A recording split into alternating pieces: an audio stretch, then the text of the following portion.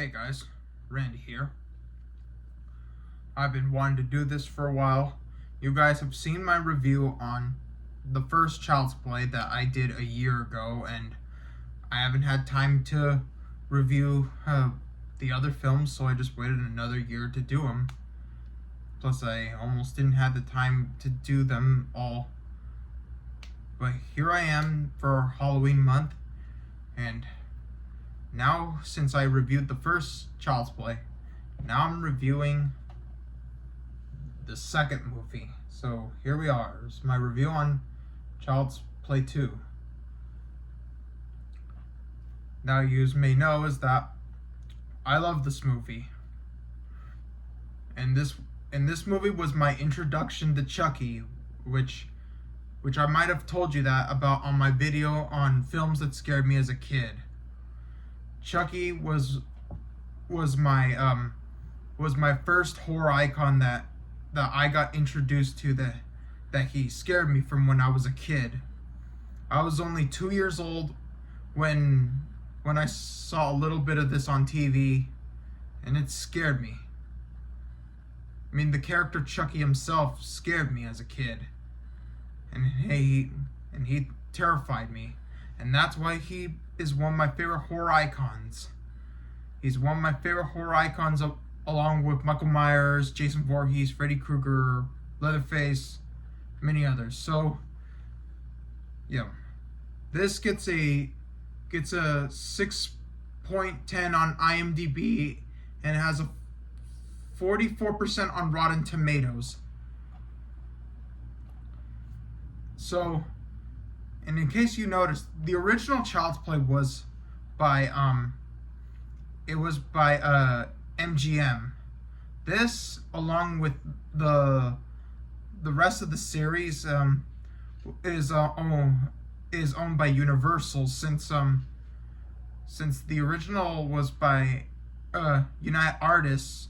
MGM, Universal bought the rights of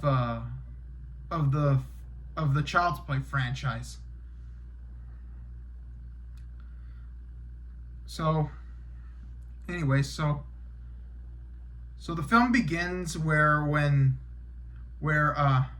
they have Chucky's charted head. If you remember, at the end of the last film, he got burned alive and then got shot into the heart. There was no explanation that how they managed to take his charred head. So they pretty much rebuilt and fixed his head. So, yeah. One of the workers, however, when they insert the eyeballs into Chucky's head, and all of a sudden he gets shocked, electrified to death, which it brings back Chucky. Meanwhile, we have our main protagonist, Andy, who is once again played by Alex Vincent, which Alex Vincent, he was only in Child's Play 1 and 2, pretty much. And that was it. Which I'll explain to that when I review Child's Play 3. So Andy, he's put into foster since his mom was at. We don't know where his mom was, but all we know was that Andy was put into custody till his mom recovers. And he is taken into foster by Phil and Joanne Simpson, who are played by Garrett Graham and Jenny Agutter. Excuse me if I didn't pronounce her last name right. So there is a scene where they're in the car after they have now taken Andy into their house, which they get to their house in a second. They have a little conversation in the car till all of a sudden they almost crash into a truck that's from the toy company Play Pal. They almost he almost crashed into that truck. Me, I would be all like, pay attention to the frickin' road, man. Excuse me. Gummy bear. So Andy is so once they arrive at the foster home, then Andy looks around the living room, looking at the house of Phil and Joanne.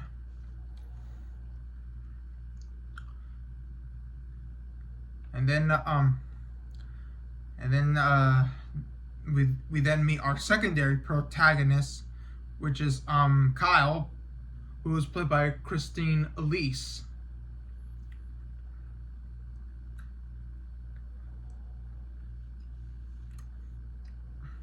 Which they try to like Joanne convinces Kyle to stay with them for dinner, and the girl Kyle, she's that she needed to work because by the next year she was going to be on her own.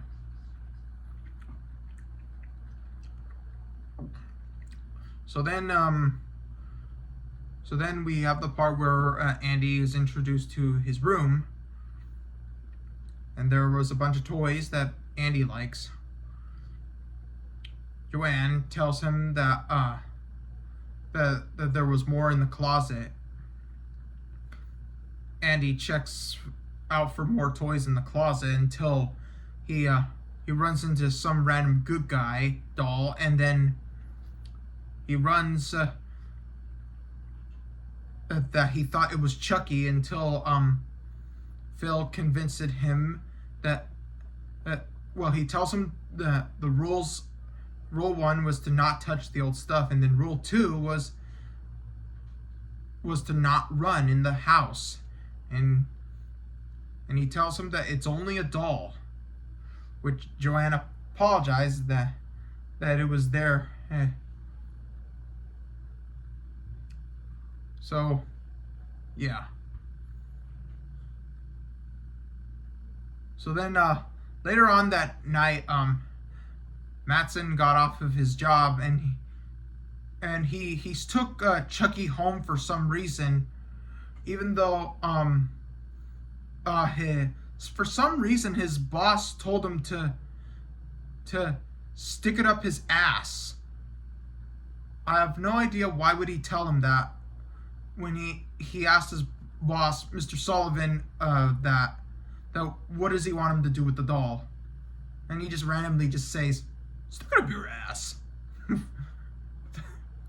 Wow, what a randomness in a horror film. So he tried to put Chucky into the to the back of the trunk, but he couldn't fit. So then he puts him inside the back seat, which was full too, but enough room for Chucky. Then the guy he then gets on the phone call. He gets on the phone calling what is it? It does get confusing that rather if the guy is married or does he have a girlfriend. I mean, there was a deleted scene that he was talking to his girlfriend, but then later on he then was he calls his wife. Some kind of confusing. So then he then goes to a liquor store to get vodka because he had a 2-week anniversary with, I think it was either his wife or his girlfriend, or it's kind of confusing for me. And then the part where the guy Mattson he tries to purchase the vodka at the liquor store with a gold card, which then the worker at the liquor store said to him, "Sorry, cash only," which yeah, he went to a store that's only cash, and that his store doesn't accept credit cards, and the guy he doesn't carry cash with him at all. During which while he was in the liquor store, Chucky he calls the center where Andy was at before he was taken by Joanne and Phil. That he calls Grace Poole that he tries to reach Andy Barkley, and Chucky pretends that he's Andy's Uncle Charles, which randomness. And that's when the car alarm goes on when Mattson didn't got his vodka. Excuse me about that. Trying to remember what parts of the movie that I try when I'm reviewing a film, try to remember like when I review the film before reviewing it. No matters. So then we have a part where Mattson he's driving off, and then all of a sudden Chucky he pops out of nowhere and he points a toy gun at him, and Mattson tries to tell him what he wants, and Chucky tells him no questions, just drive. So he drives him to where Andy is at. So they drive into a parking lot in the rain, and Mattson convinces him that he'll give him what he wants, but that he just doesn't carry cash. He only has a gold card.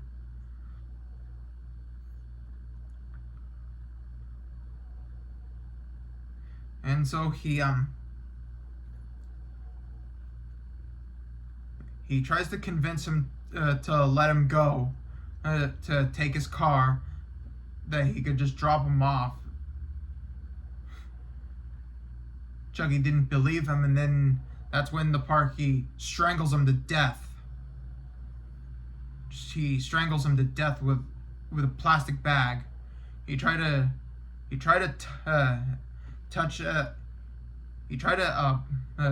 press on the gas pedal to throw him out, which we'll later see that when Kyle drives him. After that, and then Chucky he gets to the foster house where Andy is at. Then so excuse me about that. So then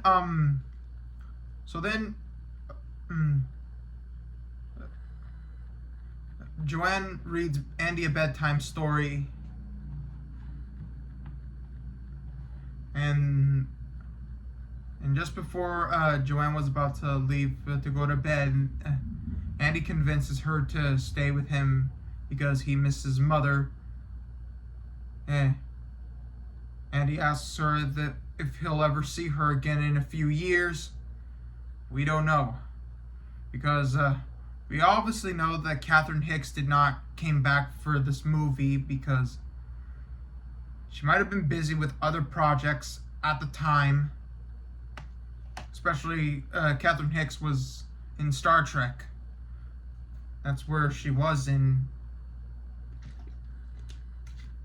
as the girlfriend of Captain Kirk.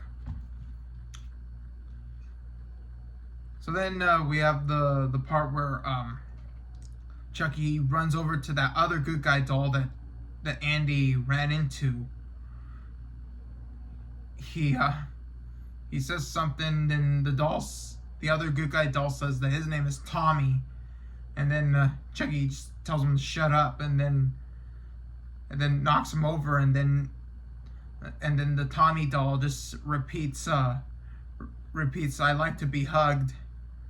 He says it over and over again, and then Chucky grabs the statue that was special to Joanne, and then starts hitting it to death. He hits it multiple times until he breaks it. And then that's when the part where after he kills the Tommy doll, then he ends up burying it outside in the backyard. He laughs while buries it and saying that famous line. He says, "Eat dirt, Tommy." So then we cut to the next day, and then Phil asks Kyle and Andy if they had anything to do with the broken statue. And neither of them had nothing to do with the broken statue. They were in their rooms asleep. And then Phil had no choice but to ground them.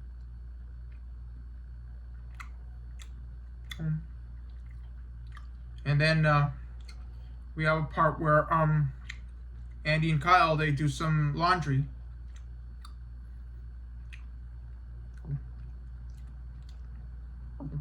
And then we have the part where Andy was smoking.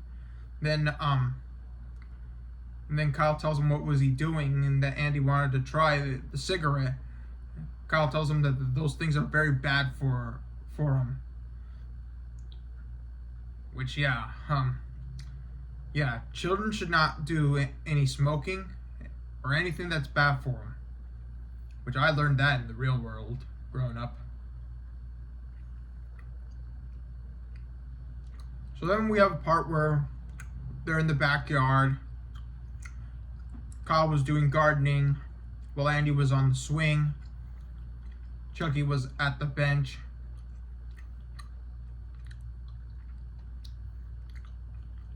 Kyle then wanted to sit on the swing. Andy asks if she wanted to push, but Kyle didn't want to. And then they have that part where they bond.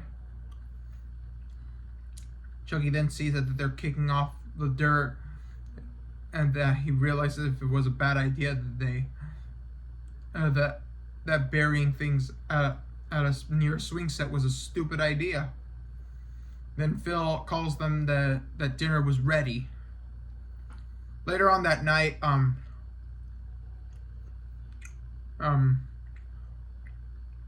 Chucky had Andy himself all alone. And then Chucky tells Andy if he misted him because Chucky misted him. Sorry for the confusion there. So Chucky was close to having a chance to transfer a soul into Andy's body, which we tried to do in the first film. But then Kyle comes into Andy's room through the window, and that he was so close to doing the chance, and that he tells Andy that the next time if he's alone with him, he's his. Then Andy muffled because he had a sock in his mouth, and then realizing that it was Chucky that tied him up into the bed,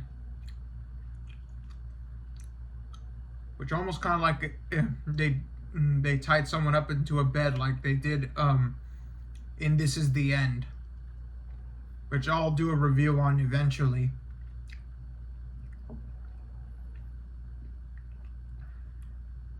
So then the foster parents come in and they see that what was all this, and that Andy tries to convince everyone that it was Chucky that tied him up.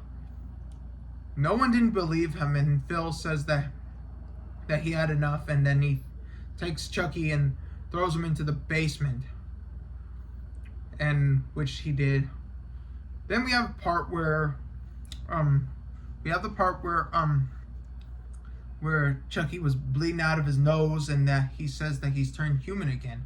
That if he doesn't get out of that body soon, he'll be screwed. So then the next day, Andy starts his first day at school there. I think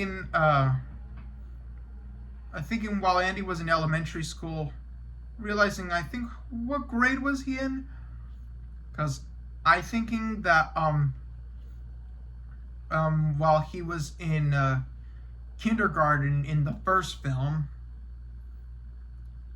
I probably believe that I think in this film he's like around in second grade. Yeah. Chucky then follows Andy to school there, and then Andy was by himself at school. Chucky then tries to he does mess up Andy's schoolwork.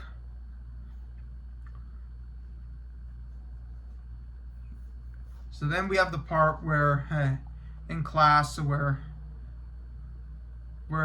the teacher is reading this book about Pinocchio, and the teacher, she's played by Beth Grant, which turns out that she was in some films that she was in. She was in films like let's see here. She was in films like Sordid Lives, the series that aired for one season. Then she was in the film Donnie Darko with Jake Gyllenhaal and his sister, and Drew Barrymore, and with Seth Rogen. And then she was in the 2021 film Willy's Wonderland with Nicolas Cage, which I haven't heard any of these films. But the Willy's Wonderland movie almost seems like similar to Five Nights at Freddy's, which I'll have to make another video for that when I have a chance. So then Andy gets picked on by that one bully at school, doing this to him. He tells him to get lost, as he tells him to leave him alone. Miss Kettlewell thinks that is he boring him? He says no, and he almost forgets her name, but and that she says that she has precious little patience for one of her students. So then when class was over, and then Miss Kettlewell checks out her students' work, and then she finds one with saying something profanity. She then thinks that Andy wrote it, and then that Andy said that he didn't do it. She didn't believe him, and she then sees Chucky that was in the little cabinet thing, and she tells him no toys in detention, because she then was keeping Andy for detention for writing profanity on his paper. He throws Chucky in the closet and locks Andy in the classroom. She goes into the office and has the principal to call his foster parents because for writing profanity.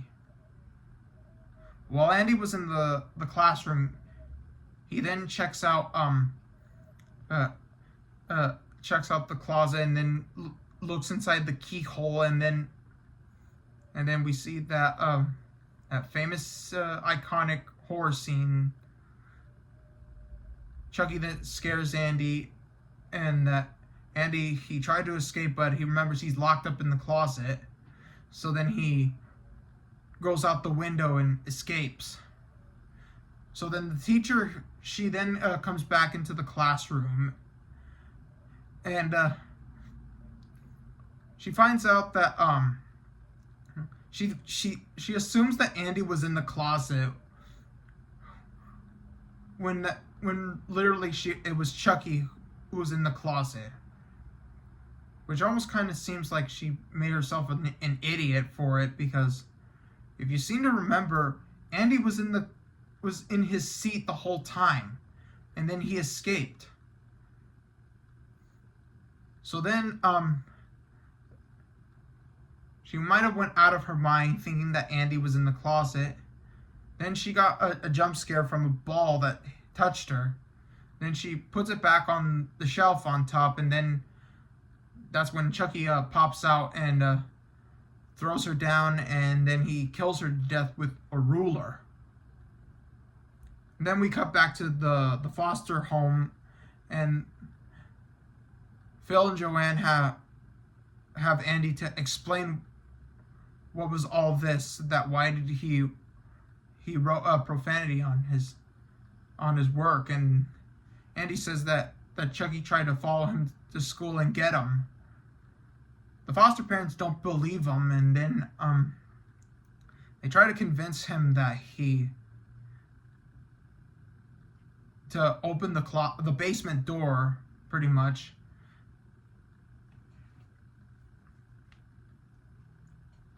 So then later on that night, they have an argument. Andy believes that he was going to get sent away again. And then Kyle tells him that about everything, that she's lived in other foster homes before, and says the responsibility is that it made her stronger.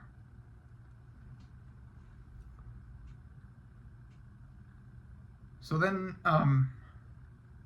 later on,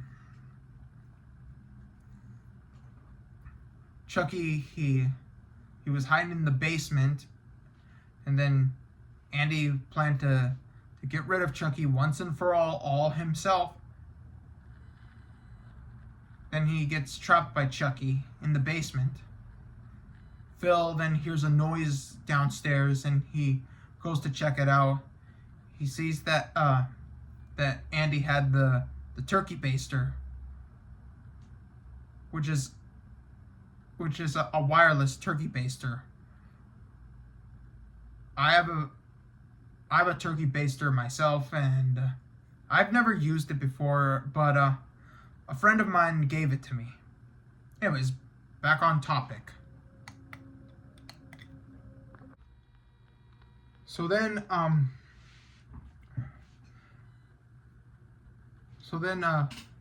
Phil then convinces Andy to put down the knife, and then Chucky sets up a trap, and then he makes Phil fall, hang upside down, and then what happens next? He kills him. And then Joanne and Kyle, they found Phil dead, and Joanne tells Andy to get away from him, and then that's when paramedics and police and everyone else came to the foster house, and Andy was then sent back to the foster house till another foster family adopts him. So then Kyle was by herself with Joanne. She then swings on the swing set while she smokes cigarettes, and then she finds that the Tommy doll that was buried there. And she then takes it into the trash and throws it away, and then hears a noise, realizes if Joanne was okay. She goes upstairs and has a hunting knife, and then she sees that and finds Joanne dead as Chucky killed her. She then eventually gets attacked by Chucky, and then she gets caught by Chucky, and then excuse me about that. Kyle then gets forced to take where Andy was taken to, and then there's one part where then Kyle gets pulled over by a cop, and then we see the cop, and we see, I think most people don't notice, I've noticed it, and I believe it's the director, John Lafia. May rest in peace. Which John Lafia has directed a few films, including this one. He did worked on the first Child's Play.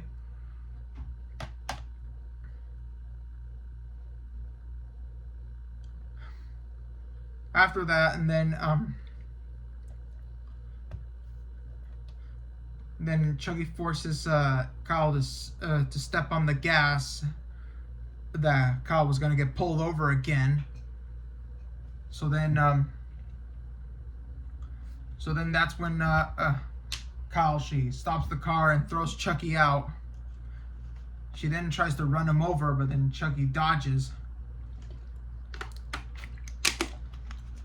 And then she then eventually gets caught by Chucky again. And then at the foster center, the alarm goes on, and a bunch of firefighters come.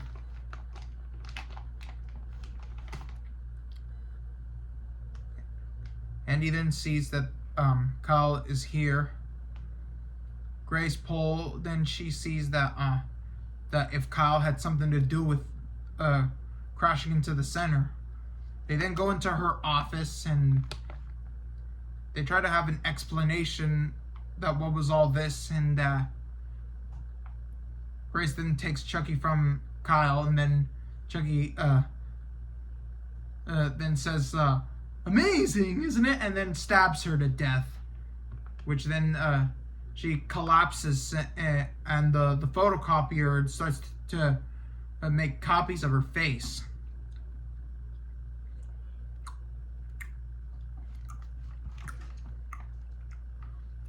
So then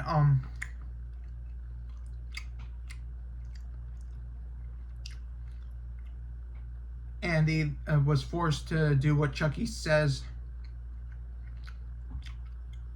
And Chucky then takes Andy to the Good Guy doll factory.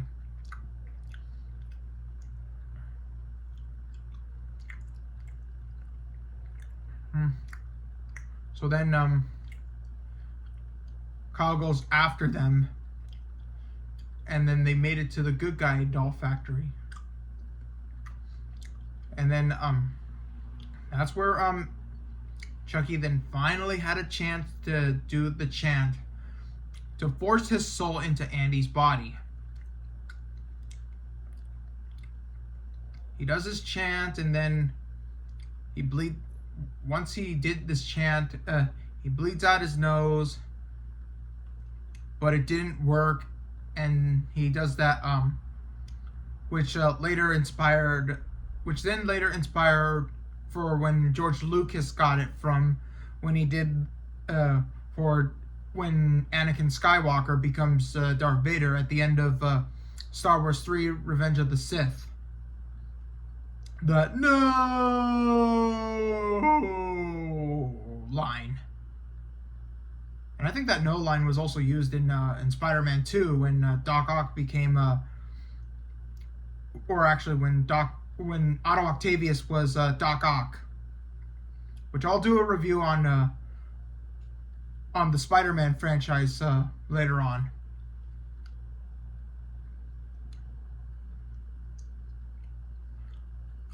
Chucky gets more angrier than ever, and then he gets piled by a bunch of Good Guy doll boxes.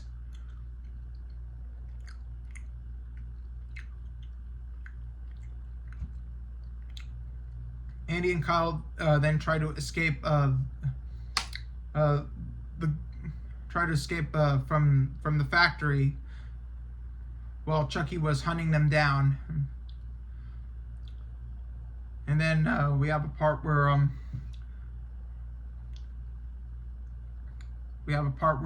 Chucky he then eventually gets his hand ripped off, which okay,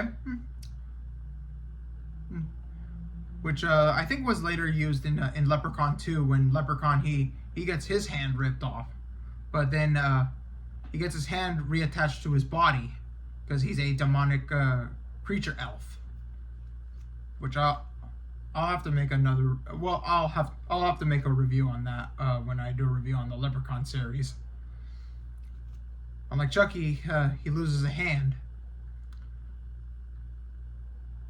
Andy and Kyle, they try to escape the Good Guy doll factory, but there was no chance. And then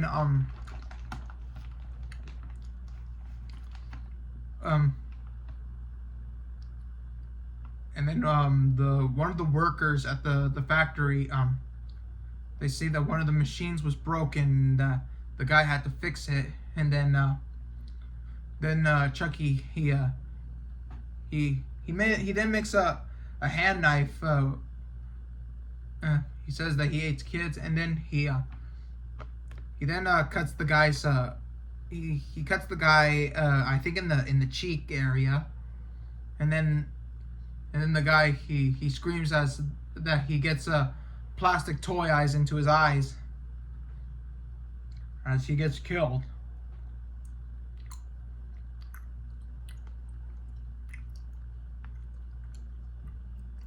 So then Chucky then finds Andy and Kyle, and then they both hurt Chucky. Chucky then starts to scream in pain as it hurts. Then he gets reversed into the doll maker machine, which inserts the doll's parts. Chucky then he loses his legs, and then he replaces them with a wheel cart. Then the dead body of the worker, he knocks Kyle over, knocking her unconscious, and then Chucky tries to plan to do something to Andy by probably cut his legs off, and then Andy then burns him alive with hot plastic. And just so when they thought they were done, but Chucky then is back again, and then somehow Kyle she puts an air hose tube into his mouth, which makes his head bigger and then explodes. So then that makes the head which pretty much kills Chucky now.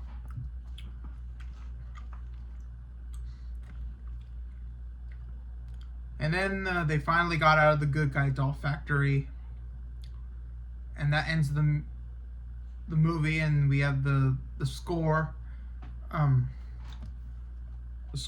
which is by Graham Revell, who also did the score for Freddy vs. Jason, and he also did a score for Pineapple Express. So anyway, what do I think of this? Honestly, I really love this movie. I do. Shoot me for me and gummy bears. So I really love Child's Play 2. It's one of my favorite. It's my favorite sequel in the series, and I enjoy it. And yet, Chucky, this was my introduction to Child's Play. with this movie.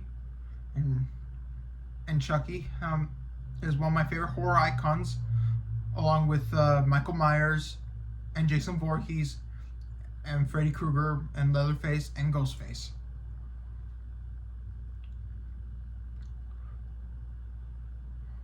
Maybe in some movie reviews I will review and I will show you guys when I might be wearing my Horror Icons t-shirt. So anyways, this is my review on Child's Play 2.